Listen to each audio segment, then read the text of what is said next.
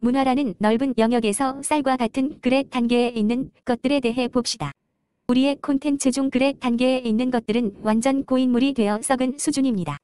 최근에 웹소설 웹툰 정도 확장되면서 조금 나아지기는 했지만 웹소설이나 웹툰의 일반인 접근성은 매우 부족한 게 사실입니다. 일반인의 접근성을 높여주려면 방법이야 많겠지만 우선적으로 해결해야 하는 게 저작권이죠. 보호해줘야 하는 것이긴 하지만 기준이 명확하지 않고 대부분 폐쇄적이고 독점적입니다. 이런 해결책은 나무와 열매 그리고 숲이 되도록 확장적인 배려가 많이 필요합니다. 글이라는 것은 보편적인 대중성을 기반으로 쓰여지게 되는데 본인이 100% 창작했다고 해도 세계를 기준으로 하면 비슷하거나 같은 콘텐츠가 존재하게 됩니다. 대중성이라는 것을 통해서 쓰여지고 있기 때문이에요. 이런 것들을 숲이 되게 하는 방법들 중 일본의 이세계물을 통해 볼 수 있어요. 일반적이고 보편적인 구조는 마왕과 용사의 대립 속에 용사가 친구들을 만들어가며 권선징악하는 형태였으나 이세계라는 공식을 통해 보편적인 대중성이 아니라 작가가 만들어가는 세계관을 담을 수 있었습니다.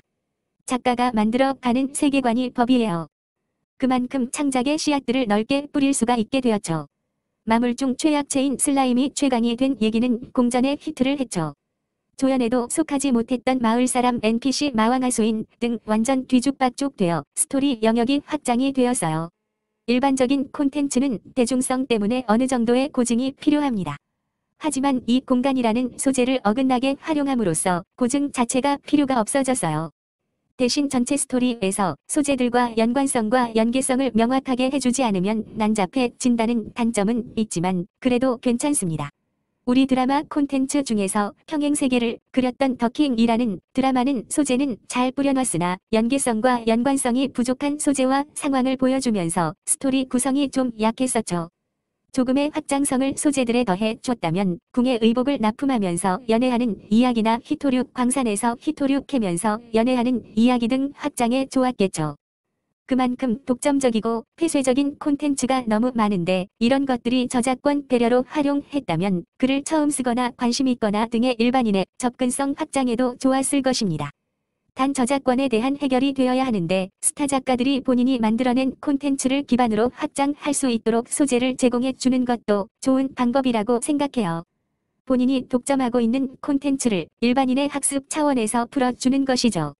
저작권법 관련해서는 이 문제를 단시간에 시스템적으로 풀기는 어려워요.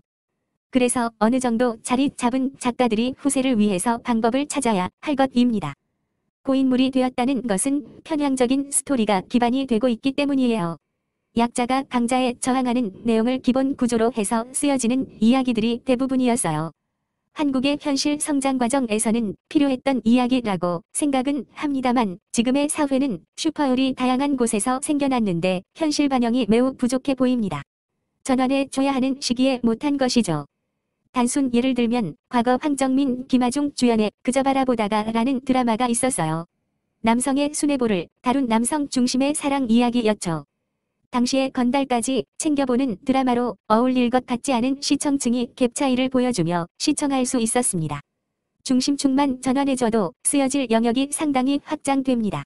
여성 중심 신데렐라 사랑 이야기는 남성 중심으로 기업의 갑과을 대립은 슈퍼율을 통한 반전 형태로 또 약자의 기준 강자의 기준은 다른 시각으로 보기만 해도 무수한 영역이 생깁니다. 못했던 게 아니라 안 했던 것이죠. 한류가 강성한 이때에 좀 더 다양한 시각의 콘텐츠들이 만들어지면 좋겠어요. 한류가 관심을 받는다고 해서 갑자기 대규모 투자의 제작은 현재는 옳지 않다고 봅니다.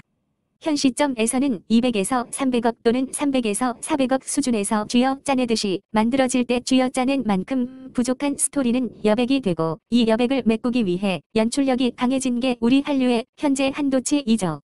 이마까지 당겨 지금으로써 몰입감이 좋아지고 언어 자체가 소리 언어라 오디오의 몰입감 역시 좋아요. 거기에 한국인의 체형에 적합한 구도는 보편적인 대중성을 극대화하고 여백의 의미를 볼 수 있는데 이것이 한류 영상들의 최대 장점입니다. 심플한데 몰입감이 좋아요. 이런 투자 문제는 세계관이 넓고 깊은 콘텐츠들이 보편적으로 많이 생길 때부터 단계적으로 늘어나야 하는 것이지 준비도 안 되었는데 큰 투자 받고 제작하면 좋은 성과 보기는 어렵다고 봅니다. 문화산업의 씨앗이라 볼 수 있는 그랩 단계에 있는 콘텐츠들을 확장하기 위해 일반인의 접근성을 늘리고 저작권의 완화 그리고 기존 작가들의 배려까지 어느 정도의 시간이 지나더라도 긍정적인 방향으로 풍성해지고 다양해졌으면 합니다. 이상 대략적인 부분을 얘기했고 추가 콘텐츠에서는 하나하나 영역으로 나눠 살펴봅시다.